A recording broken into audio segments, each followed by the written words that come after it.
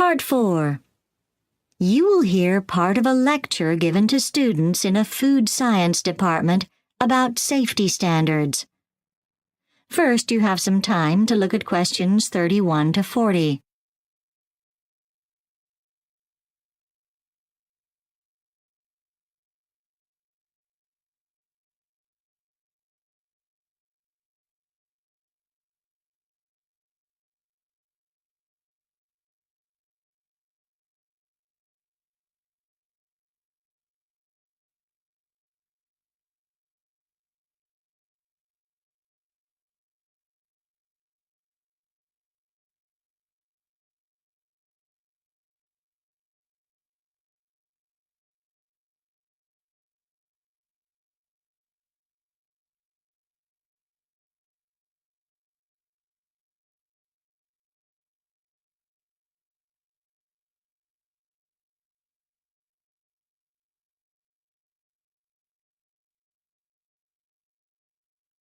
Now listen carefully and answer questions 31 to 40.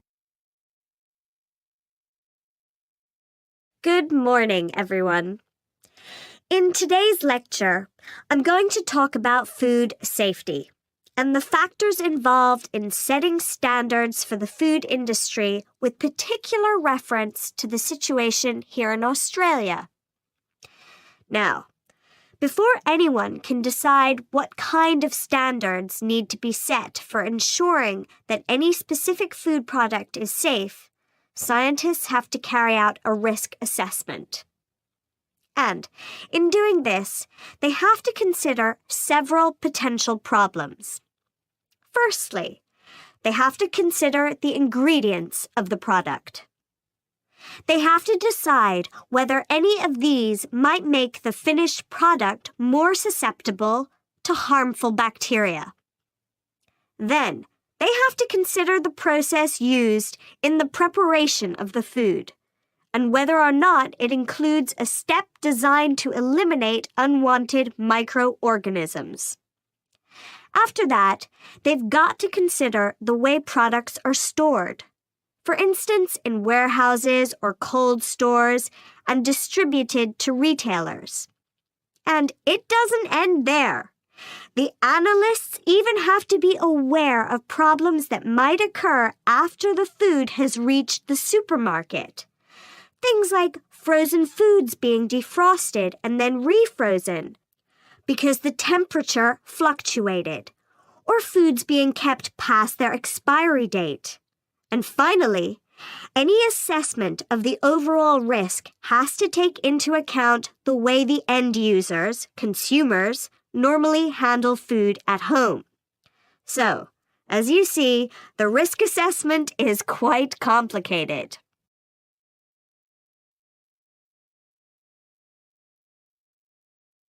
Now, there are several factors affecting what kind of food we eat, only one of which is legislation.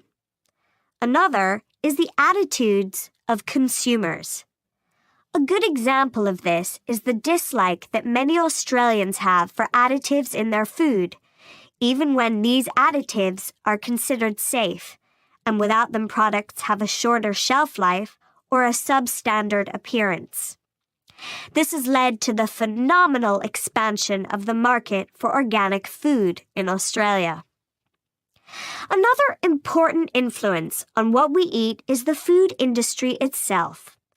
In some large supermarkets, low prices are the main strategy for attracting customers, while for more upscale marketers, image is more important.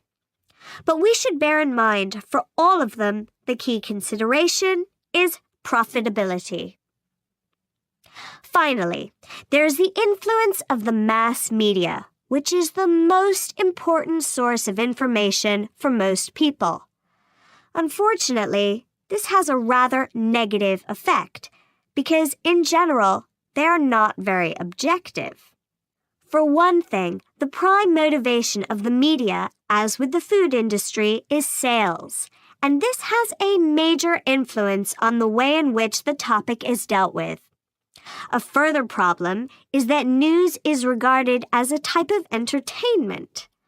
Often, the issues that get a top billing are those that are sensational or controversial. So it's not at all surprising if the public ends up with a rather distorted understanding of food and food safety. On top of that, up till now, food safety and nutrition have never been considered a really interesting topic for the public.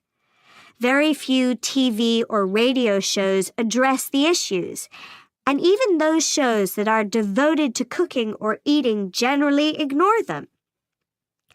At this point, I'll just offer a personal opinion on this subject of food safety. I firmly believe in food safety education, starting at primary schools. We know that many children who have been taught about the benefits of exercise come home and lecture their parents about it.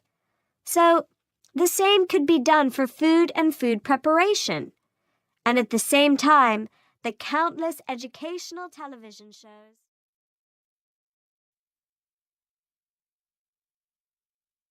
That is the end of Part 4. You now have 1 minute to check your answers to Part 4.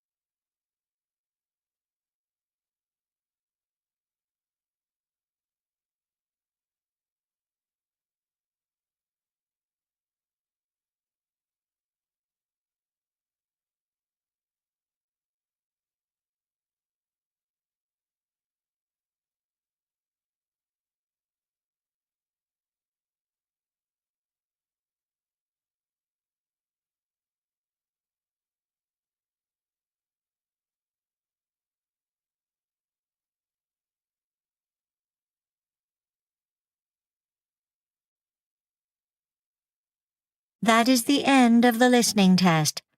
You now have 10 minutes to transfer your answers to the listening answer sheet.